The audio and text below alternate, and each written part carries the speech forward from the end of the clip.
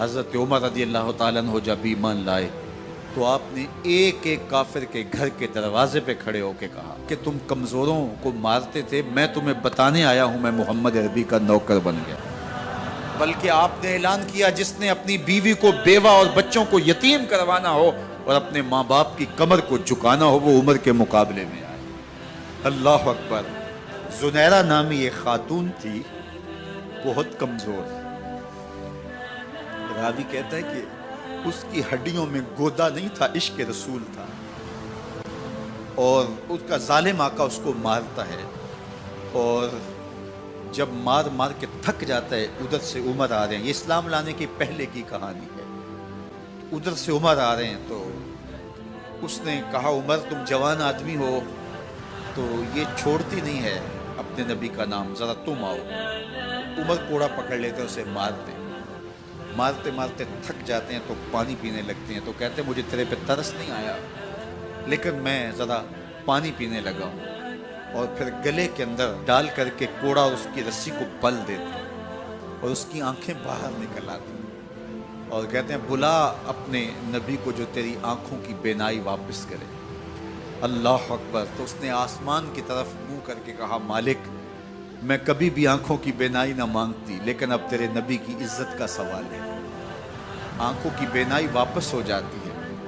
زنیرہ کو بڑا مارا، آج عمر گلیوں میں آنکھوں میں آنسو ہیں اور عجیب دل بے تاب ہے، اور کہتے ہیں آؤ بھئی میں حضور کا غلام بن گیا ہوں، تمہیں بتانے آیا ہوں۔ زنیرہ نے موڑ کاٹا تو آگے عمر یہ آواز دے رہے تھے۔ زنیرہ ایک کونے پہ کھڑے ہو کے رو کے کہتی ہے عمر تم تو بڑے اس دن جوش و غضب میں تھے اور تم مارتے ہوئے تھکتے نہیں تھے۔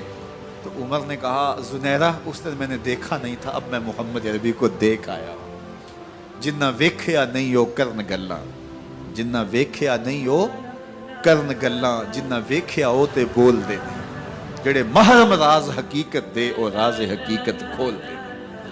تو حضرت عمر رضی اللہ تعالیٰ عنہ ایمان لائے۔ حضرت عبداللہ ابن مسعود رضی اللہ تعالیٰ عنہ فرماتے ہیں کہ حضرت عمر کا ایمان لانا مسلمانوں کے لیے عزت کا سبب تھا، ان کا ہجرت کرنا مسلمانوں کی نصرت تھی اور ان کی خلافت مسلمانوں کے لیے رحمت تھی۔ حضرت عمر رضی اللہ تعالیٰ عنہ وہ ہیں کہ میرے حضور نے فرمایا لوگوں جب نیک لوگوں کا ذکر کرو تو میرے عمر کا تذکرہ ضرور کیا کرو۔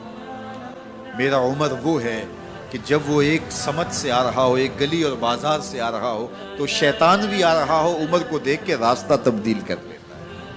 حضرت عمر رضی اللہ تعالی عنہ کی طبیعت کے اندر جو جاہ و جلال تھا، طبیعت کے اندر جو سختی تھی، وہ اسلام کے اندر آ کر بھی قائم رہی، اور آپ نے وہی سختی، وہی جاہ و جلال جو پہلے مسلمانوں کے خلاف تھا اب کفار کے خلاف، منافقین کے خلاف حضرت عمر کی طبیعت کے اندر وہ جوش و خروش بدستور موجود ہے۔ لیکن جس دن آپ خلیفہ بنے تو اس دن آپ نے ممبر پہ چڑھ کے جو خطبہ دیا اس میں کہا لوگوں میں سخت اس لیے تھا کہ رسول اللہ نرم تھے، پھر میں سخت اس لیے تھا کہ حضرت ابو بکر صدیق نرم تھے، اب میں تخت خلافت پہ بیٹھا ہوں، اب میری سختی جو ہے وہ نرمی میں تبدیل ہو گئی، صرف فاسقوں، فاجروں اور باغیوں کے لیے میں سخت ہوں، باقی تمہارے لیے نرم ہوں۔ سب سے کم جو تنخواہ بیت المال سے اگر کسی وجود نے لی ہے تو وہ حضرت عمر رضی اللہ تعالیٰ عنہ نے صرف 2 جوڑے لیتے تھے سال میں، اور راوی کہتا ہے کہ میں نے دیکھا ہے کہ اس میں بھی 17 پیوند لگے ہوتے تھے۔ حضرت عمر رضی اللہ تعالیٰ عنہ کا طرز زندگی، آپ کا انداز معاشرت اور آپ کا انداز خلافت، ہر لمحہ آپ کی زندگی کا اٹھا کے دیکھیے کتنی مرتبہ قرآن حضرت عمر کی رائے کے مطابق نازل ہے۔ اللہ تعالیٰ جل شانہ نے ان کو صاحب الہام بنایا تھا۔ ہر امت میں کوئی صاحب الہام ہوتا ہے، حضور کی امت کا صاحب الہام حضرت عمر رضی اللہ تعالیٰ، اور آقا کریم نے انہیں اپنا وزیر قرار دیا۔ فرمایا میرے 2 وزیر آسمانوں میں ہیں، 2 وزیر زمینوں میں ہیں۔ آسمانوں کے وزیر جبرائیل اور میکائیل ہیں اور زمین کے وزیر ابو بکر اور عمر رضی اللہ تعالی عنہما۔ ایک دن حضرت عمر بیٹھ کے رو رہے تھے تو کسی نے کہا حضرت رو کیوں رہے ہیں؟ فرمایا کہ میں اس لیے رو رہا ہوں کہ فلاں پل سے بکریاں گزری ہیں، تو پل کے اندر شکستگی تھی، ٹوٹا ہوا تھا پل درمیان میں، اس میں ایک بکری کی ٹانگ ٹوٹ گئی ہے۔ تو میں ڈرتا ہوں کہ میرا رب یہ نہ پوچھے کہ عمر تو نے پل صحیح تعمیر نہیں کروائے تھے کہ ایک بکری کی ٹانگ کیوں ٹوٹی ہے۔ یہ ہیں حضرت عمر رضی اللہ تعالی عنہ۔ اللہ اکبر۔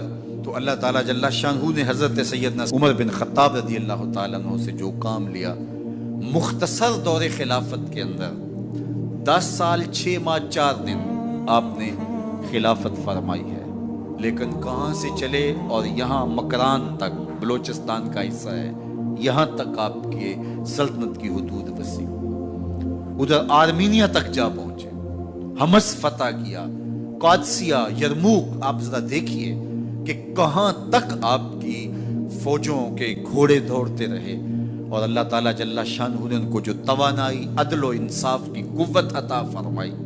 اللہ اکبر۔ جب زمین پہ عدل کیا ہو تو زمین بھی حکم مانتی ہے، اور حضرت عمر وہ تھے جن کا حکم ہوائیں بھی مانتی تھی، زمین بھی مانتی تھی، جن کا حکم جو ہے وہ آگ بھی تسلیم کرتی تھی، اور دریا بھی ان کا حکم مانا کرتے تھے۔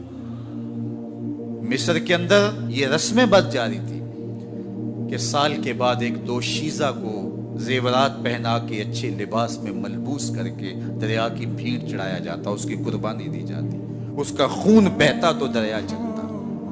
جب مسلمانوں نے مصر فتح کیا تو گورنر نے لکھا کہ اسلام تو اس طرح کی رسوم کی اجازت نہیں دیتا، لیکن خشک سالی ہے، لوگوں کی فصلیں ویران پڑی ہے، تو حضرت کیا کیا جائے؟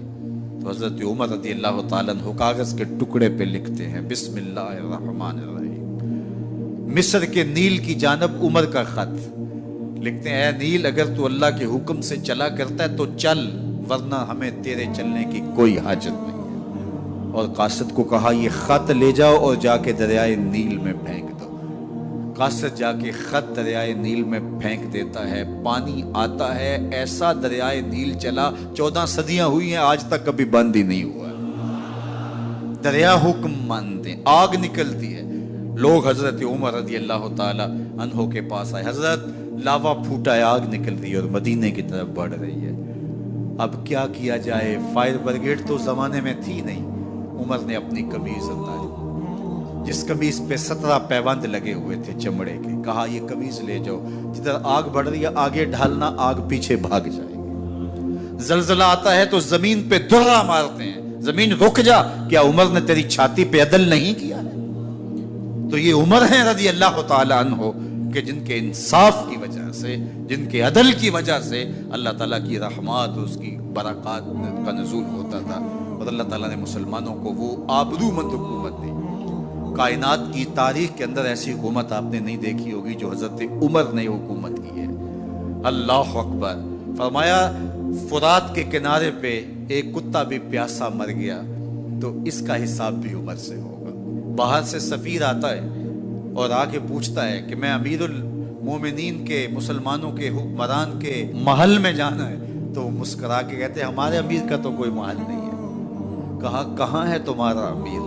کہا مسجد نبوی میں ہوگا یا بیت المال کی اونٹوں کی دیکھ بھال میں لگا ہوگا۔ وہ جب گئے تو مسجد میں نہیں ہے، اللہ اکبر، وہاں گئے تو وہاں بھی نہیں ہے۔ پھر کیا دیکھتے ہیں کہ عمر رضی اللہ تعالی عنہ جنت البقیع کے پاس ایک درخت کے نیچے اینٹ کا سرانہ رکھ کے سوئے ہوئے، تو اس نے کہا عمر تو نے عدل کیا ہے، تجھے کچی اینٹ پہ بھی نیند آ گئی، ہمارے حکمرانوں نے انصاف نہیں کیا، اور وہ بند اور محفوظ کمروں کے اندر بھی سکون اور چین کی نہیں سو سکتے۔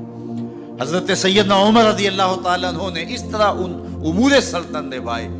آپ دن کو لوگوں کی دیکھ بھالی کرتے، لوگوں کی ضروریات سنتے سمجھتے، اور جب رات پڑتی لوگ سو جاتے، عمر مدینے کی گلیوں میں پہرا دیتے۔ کائنات نے کوئی ایسا بھی حکمران دیکھا ہوگا؟ اللہ اکبر۔ وہ مجاہد جو مختلف محاذات پہ گئے ہوئے ہوتے، ان کے گھروں کی دیکھ بھالی کرتے، ان کی ضروریات کا خیال رکھتے، ان کی آبرو کا پہرا دیتے۔ راتوں کی تنہائیوں کے اندر حضرت عمر اٹھتے اور جا کے گشت کرتے، چکر لگاتے، دیکھتے کوئی آنکھ پر نم نہ ہو، مفلسی کا کسی گھر میں ماتم نہ ہو۔